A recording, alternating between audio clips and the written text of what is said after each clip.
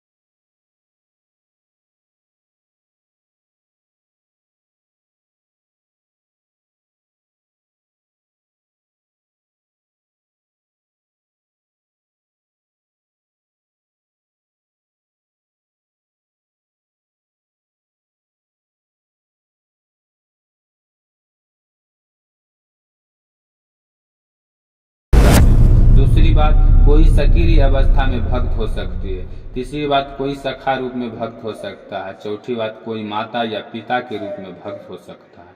अब पांचवा, कोई दंपति प्रेमी के रूप में भक्त हो सकते हैं। अर्जुन का कृष्ण से संबंध सखा के रूप में है। निसंदेह इस मित्रता, सख्य भाव तथा भौतिक जगत में पाए जाने वाली मित्रता में प्रकाश पाताल का अंतर है। यह दिव्य मित्रता है जो हर किसी प्राप्त नहीं हो सकती है। निसंदेह प्रत्येक व्यक्ति का भगवान से सीधा संबंध होता है और यह संबंध भक्ति की पूर्णता से जागृत होती है। किंतु जीवन की वर्तमान अवस्था में हमने न केवल भगवान को भुला दिया है, अपितु हम भगवान के साथ अपने साक्षात संबंध को भी भूल चुके हैं। लाखों करोड़ों जीवों से प्रत्येक जीव का भगवान के साथ नित्य विशेष संबंध है। यह स्वरूप कहलाता है। भक्ति योग का प्रक्रिया द्वारा यह स्वरूप जागृत किया जा सकता है, तब यह अवस्था स्वरूप सिद्धि कहलाती है। यह स्वरूप को अर्थात स्वाभाविक या मूलभूत स्थिति को पूर्णता कहलाती है। अतएव अर्जुन भक्त था और वह भगवान के संपर्क में मित्र रूप में था।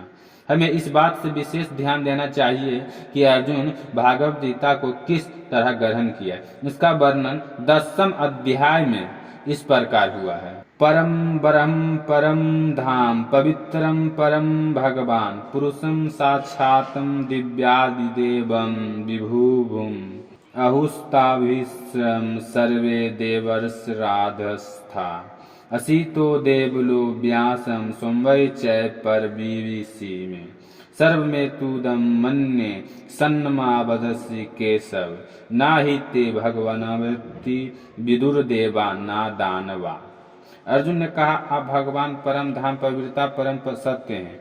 आप साक्षात दिव्य आदि पुरुष अजानतमा तथा महानतम हैं।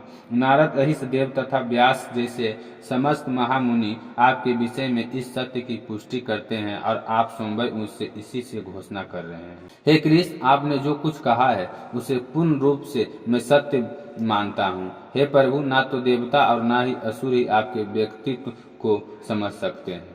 भगवान ने भगवत गीता सुनने के बाद अर्जुन ने कृष्ण को परम ब्रह्मा स्वीकार कर लिया। प्रत्येक जीव ब्रह्मा है, लेकिन परम पुरुषोत्तम भगवान परम ब्रह्मा है। परम धाम का अर्थ है कि वे सबों के परम आचार्य या धाम है।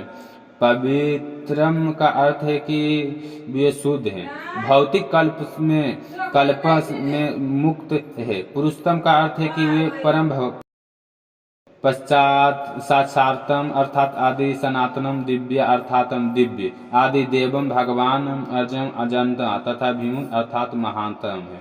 कोई यह सोच सकता है कि चूंकि कृष्ण अर्जुन के मित्र थे। अतएव अर्जुन यह अब चाटुकारिता के रूप में कह रहा था कि लेकिन अर्जुन भगवत गीता के पाठकों के मन से इस प्रकार संदेह को दूर करने के लिए अगले श्लोक में इस प्रशंसा की पुष्टि करता है, जब यह कहता है कि कृष्ण को मैं भगवान नहीं मानता, अपितु नारद, असित देवता तथा व्यास देव जैसे महापुरुष भी भगवान स्वीकार करते हैं। ये सब महापुरुष हैं जो समस्त आचार्यों द्वारा स्वीकृत वैदिक ज्ञान का वितरण प्रचार करते हैं। अतएव अर्जुन श्री कृष्ण से कहता है कि वे जो कुछ भी कहते हैं उसे वह पूर्ण सत्य मानता है। सर्व में दित मन्ये, आप जो कुछ कहते हैं उसे मैं सत्य मानता हूँ।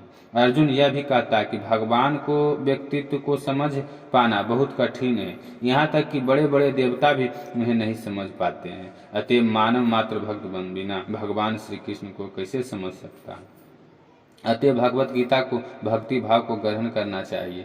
किसी को यह नहीं सोचना चाहिए कि वह कृष्ण के तुल्य है, न ही यह सोचना चाहिए कि कृष्ण सामान्य पुरुष हैं या एक महान व्यक्तित्व हैं। भगवान श्री कृष्ण साक्षात पुरुषोत्तम भगवान हैं। अतः भगवत गीता के कथानुसार या भगवत गीता के समझने का प्रयत्न करने वाले अर्जुन के कथानुसार हमें सिद्धार्थ रूप में कम से कम इतना को स्वीकार कर लेना चाहिए कि श्री कृष्ण भगवान है, और उसी विनीत भाव से हम भगवत गीता को समझ सकते हैं। जब तक कोई भगवत गीता का पाठ विनम्र भाव से नहीं करता तब तक उसे समझ पाना अत्यंत कठिन है, क्योंकि यह एक महान रहस्य है। तो भगवत गीता क्या है? भगवत गीता का प्रयोजन मनुष्य को भौतिक संसार के अज्ञान से उबारना है। प्रत्येक व्यक्ति अनेक प्रकार की कठिनाइयों में फंसा रहता है, जिस प्रकार अर्जुन भी कुरुक्षेत्र में युद्ध करने के लिए कठिनाई में था। अर्जुन ने श्री कृष्ण को शरण ग्रहण कर ली, फलस्वरूप इस भगवत गीता का प्रवचन हुआ। केवल अर्जुन वरन हमसे प्रत्येक व्यक्ति इस भौतिक अस्तित्व के कारण चिंताओं से पूर्ण है। हमारा अस्तित्व ही अनस्तित्व के परिवेश में है। वस्तुतः हमें अनिश्चित्व से भयभीत नहीं होना चाहिए। हमारा अस्तित्व सनातन है, लेकिन हम किसी न किसी कारण से असत में डाल दिए गए हैं। असत का अर्थ उससे है जिसका अस्तित्व नहीं है। कष्ट भोगने वाले अनेक मनुष्य में केवल कुछ ही ऐसी है जो वास्तव में यह जानने की जिज्ञासु है कि वह क्या है, वे इस विषम स्थिति में क्या डाल दिए गए हैं आदि आदि। जब तक मनुष्य को अपने कष्टों को विषय में जिज्ञासा नहीं होती, जब तक यह अनुभूति नहीं होती कि वह कष्ट भोगना नहीं अपितु सारे कष्टों का हल ढूंढना चाहता है, तब यह उसे सिद्ध मानव नहीं समझना चाहिए। मानवता तभी शुरू होती है जब मन में इस प्रकार की जिज्ञासा उदित होती है। ब्रह्म सूत्र में इस जिज्ञासा को ब्रह्म जिज्ञासु कहा गया है।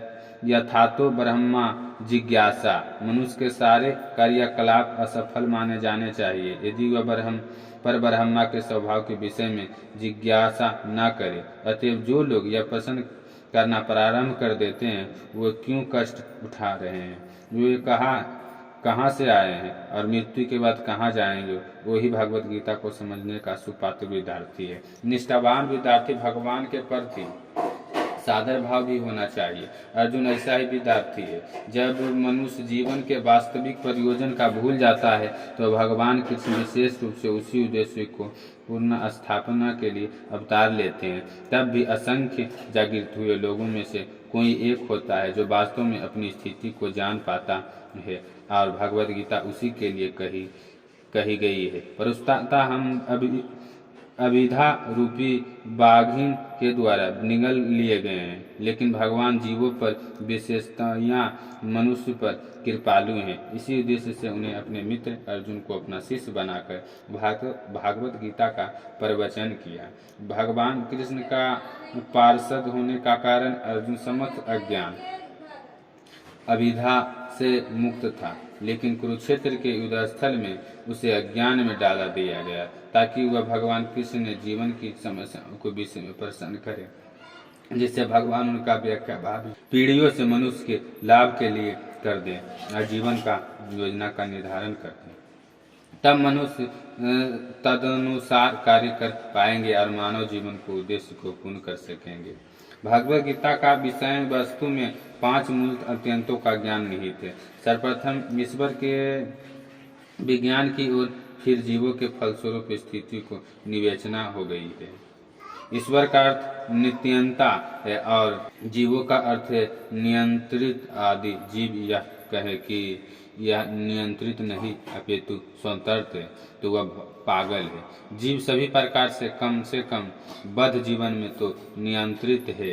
अतः भगवत गीता के विषय वस्तु ईश्वर सर्वोच्च नियंत्रणता तथा जीव नियंत्रित जीवताएं संबंधित हैं। इसमें प्राकृतिक भौतिक प्रकृति काल समस्त ब्रह्मांड की कालावधि का प्रकृति का प्राकट्य तथा क्रम कार्यकाल क्लाप का व्याख्या है। यह दृश्य जगत विभिन्न कार्यकलापों से ओतप्रोत है। सारे जीव में भिन्न कार्यों में लगे हुए हैं। भगवत गीता से हमें अवश्य सीखना चाहिए कि ईश्वर क्या है, जीव क्या है, प्रकृति क्या है, दृश्य जगत क्या है, यह काल द्वारा किस प्रकार नियंत्रित किया जाता है और जीवों को कार्यकलाप क्या है।